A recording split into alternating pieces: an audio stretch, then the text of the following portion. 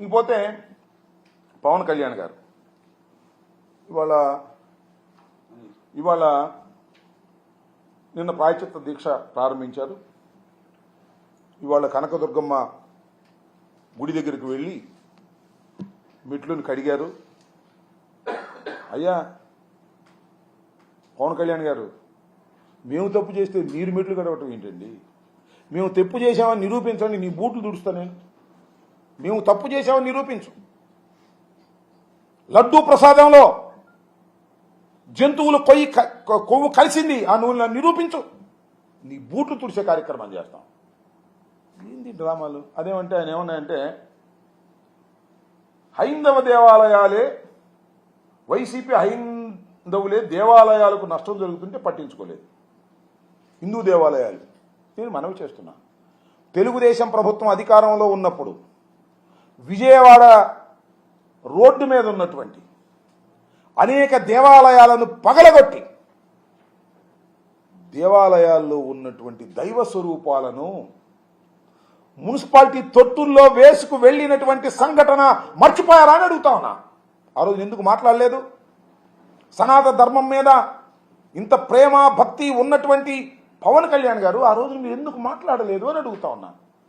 ఇవాళ మా మీద రాజకీయంగా కక్ష తీర్చుకోవడం కోసం మీరు ప్రయత్నం చేసేటటువంటి ప్రయత్నం చేస్తున్నారు. ఇది తప్పు కదా? ఇది సాంప్రదాయమా? దీన్ని భగవంతుడు క్షమిస్తాడా? నేను అడుగుతా ఉన్నా. అంతేకాదు, భూమన కరుణాకర్ రెడ్డి తిరుమల వెళ్ళి హైడ్రామా క్రియేట్ చేశాడంట. నిన్న వెళ్ళాడు మాజీ టీడీ బోర్డు చైర్మన్, వెళ్ళి అక్కడే ప్రమాణం చేశాడు దైవం ముందు. దాన్ని హైడ్రామా అంట. ఆయన హైడ్రామా చేసింది, మీరా హైడ్రామా చేసింది? ఒక్కసారి ఆలోచించాలి ప్రజలు, ఆయన కూడా తెలుసుకోవాలి అని మనం చేస్తున్నాం. కొద్దిగా జూమ్ చేస్తే చూపిస్తా ఎవరిది హైడ్రామానో ఎవరిది హైడ్రామా కాదో చూస్తున్నటువంటి ప్రేక్షక మహాశయులు నిర్ణయించాలి అని. దీన్ని ఏమంటారో చెప్పమని అడుగుతాను.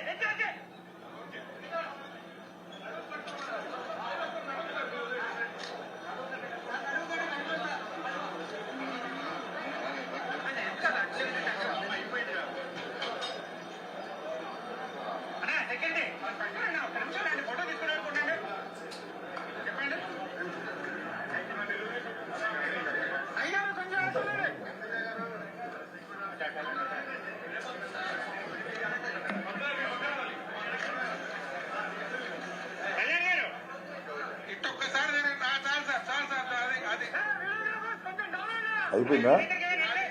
అది చాలయ్యా, మీరు దండం పెట్టాలి, మీకు దండం పెట్టాలి. అది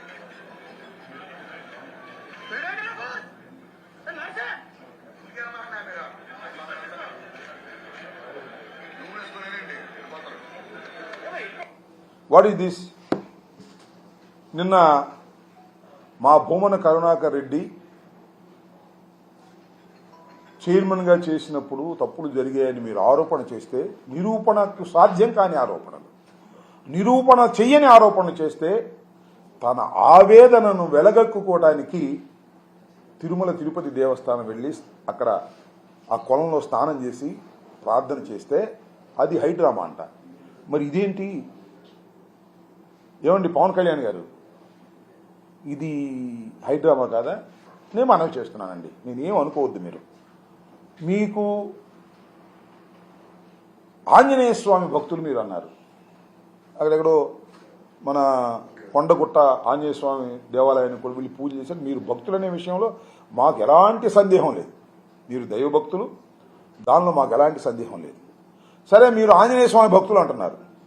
ఆంజనేయ స్వామి మీద ప్రమాణం చేసి జగన్మోహన్ రెడ్డి గారి హయాంలో తయారైన లడ్డూల్లో కొవ్వు నూనె కలిసిందని ప్రమాణం చేసి చెప్పండి. మీరు నిజంగా భక్తులు కాబట్టి చెప్పండి, అప్పుడు ఎంక్వైరీ చేయించండి. అంతేకాదు ఇంకో మాట అన్నారండి,